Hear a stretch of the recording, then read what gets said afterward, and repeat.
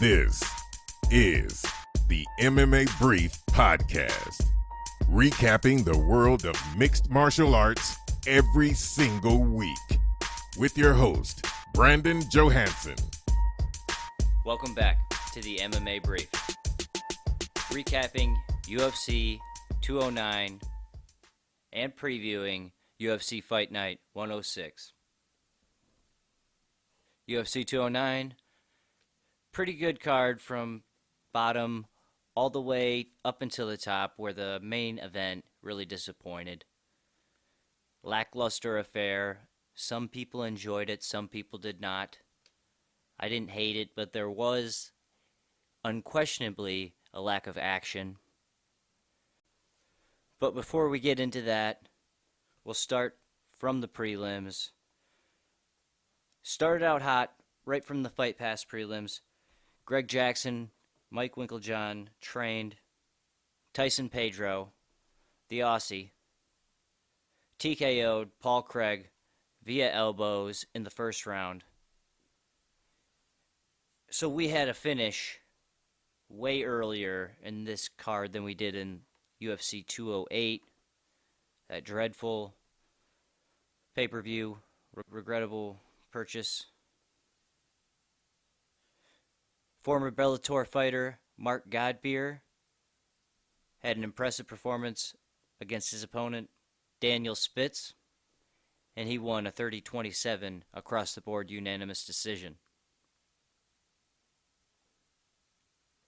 Yuri Alcantara made a hell of a comeback against Luke Sanders. Luke Sanders had him in all sorts of trouble in the first round, very close to being stopped. He absorbed 99 strikes from the bottom. He was getting beaten to hell up, and in the second round, he was able to roll over, secure a fight-ending knee bar. Incredible comeback that earned him a Performance of the Night bonus. Another sensational comeback in the next fight. Darren Elkins TKO'd previously undefeated Mirsad Bektic with a head kick in the third round. After absorbing a crazy amount of punishment in the previous 10 minutes, Mirsad Bektic opened up what Joe Rogan called a coin purse cut above Darren Elkins' eye. He was a bloody mess. He had a horrible new tattoo on his chest. He's really pumping the Damage nickname. Anyway, he came back with sensational, one of the best come-from-behind wins in UFC history. Got to be happy for the guy. It was awesome. He also walked away with an additional $50,000 Performance of the Night bonus. Kicking off the pay-per-view was a clash of two heavyweights, two former K1 Grand Prix champions, Mark Hunt versus Alistair Overeem. Pretty solid fight. A lot of drama going into the fight on both sides with Mark Hunt's legal battle against the UFC. He has an ongoing lawsuit regarding the UFC 200 fight against Brock Lesnar. He said that they basically conspired to get Brock Lesnar to fight him even though they knew he was on drugs.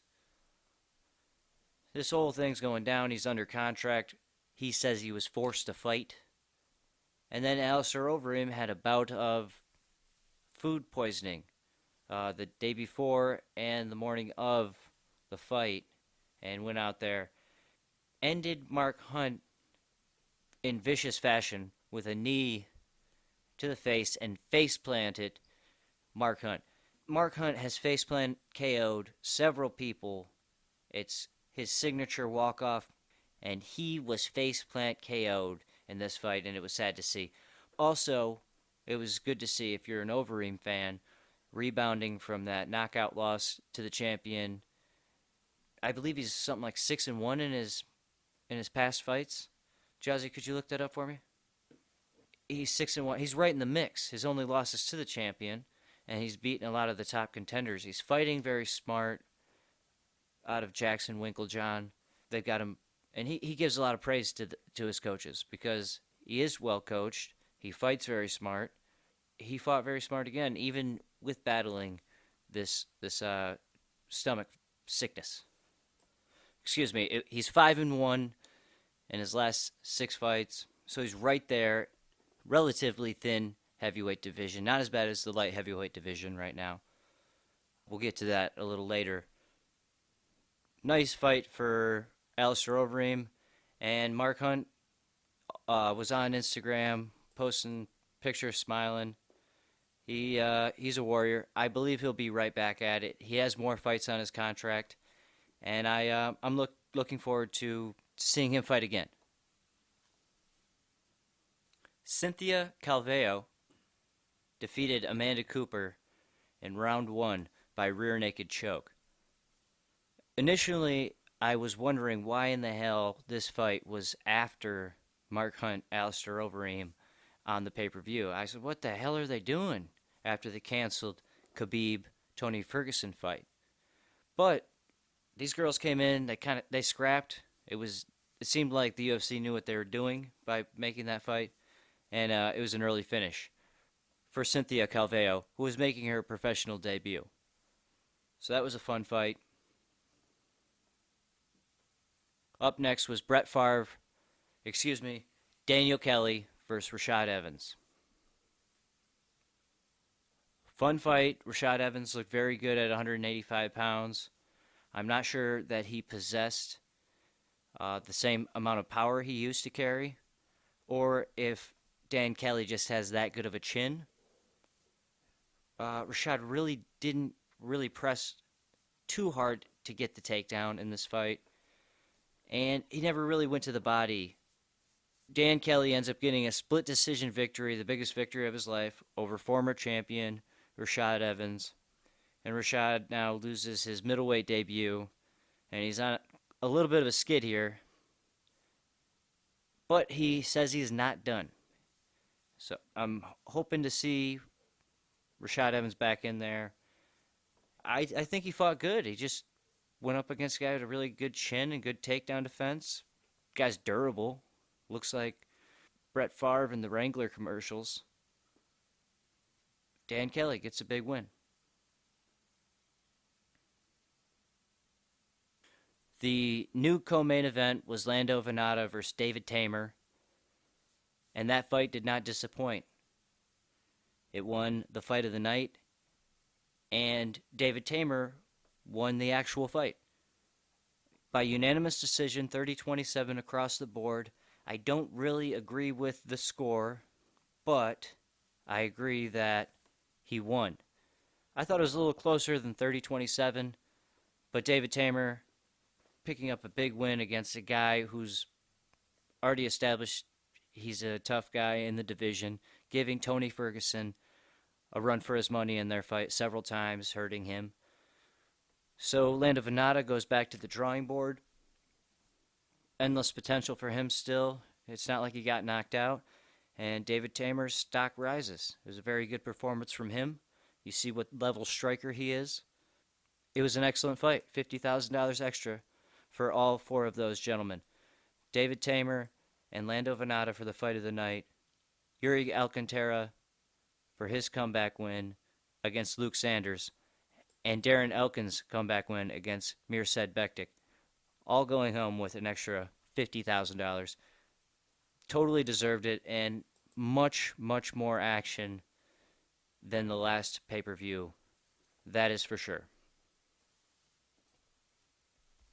And of course, what we've been waiting for since November, when these gentlemen fought to a draw, the rematch between Tyron Woodley and Stephen Wonderboy Thompson.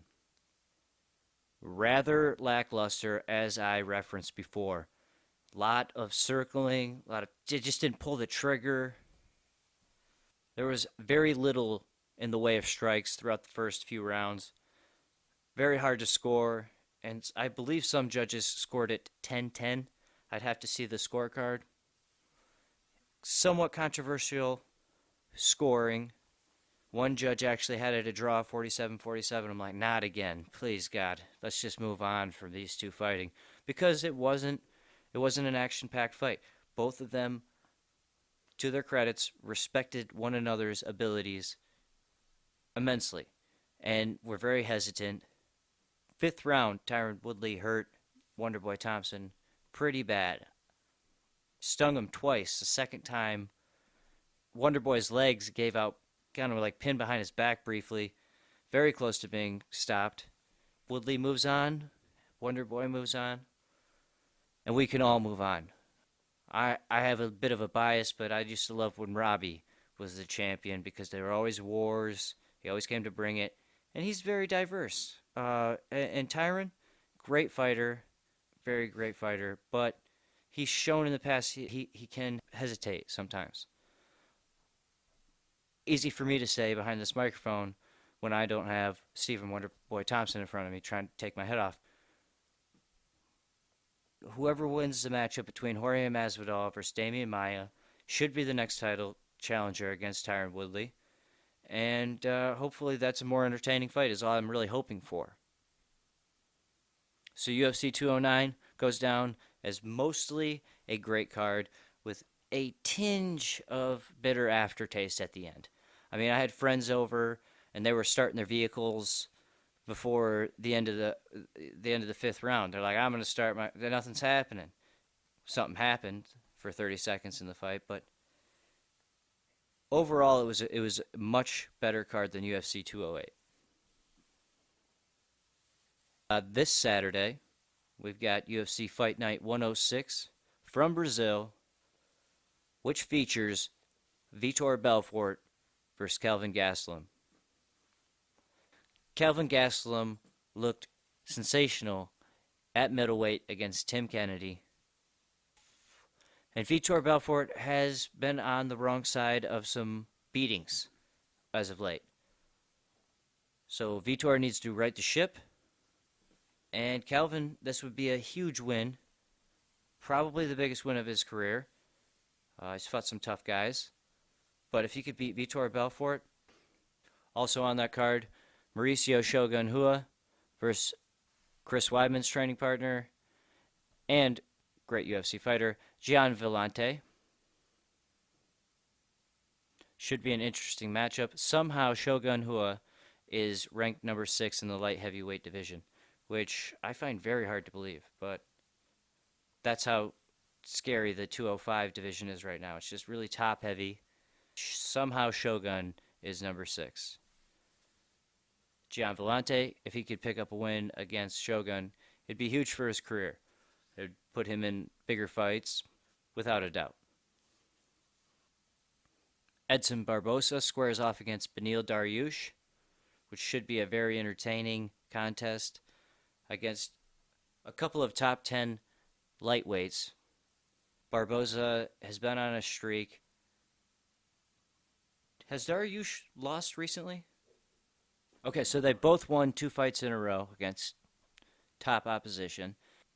Barbosa's last loss was El Kukui back in 2015, and Dariush lost in April of last year to Michael Chiesa, but has since, like I said, won 2 fights. So this is a good matchup, both in the top 10. Should be a fun fight. Jussier Formiga versus Ray Borg. Matchup in the flyweight division. Ray Borg's nickname is let me see if I got this right here. The Taz Mexican Devil. Gotta be one of the worst nicknames in all of MMA. The Taz Mexican Devil, Ray Borg, against Jussier Formiga at 125 pounds. Should also be a good fight. Former bantamweight women's contender Bethe Correia faces off against Marion Reneau. Should be a good fight. Bethe Correia is a bit of a brawler. Didn't really work out against Ronda Rousey. The rematch between Tim Means and Cowboy Charles Oliveira is going down this Saturday. That's the first fight on the main card on Fox Sports 1. Also on the card, Kevin Lee versus Francisco Trinaldo. Should be an excellent fight at 155 pounds. A lot of other familiar names. Josh Berkman, Joe Soto, Gareth McClellan. There's some names. Hani Yaya. Should be a very good card. Thanks for listening. Come back next week. We're going to recap UFC Fight Night 106. And we're going to preview UFC Fight Night 107, which takes place the following week in the O2 Arena in London, England.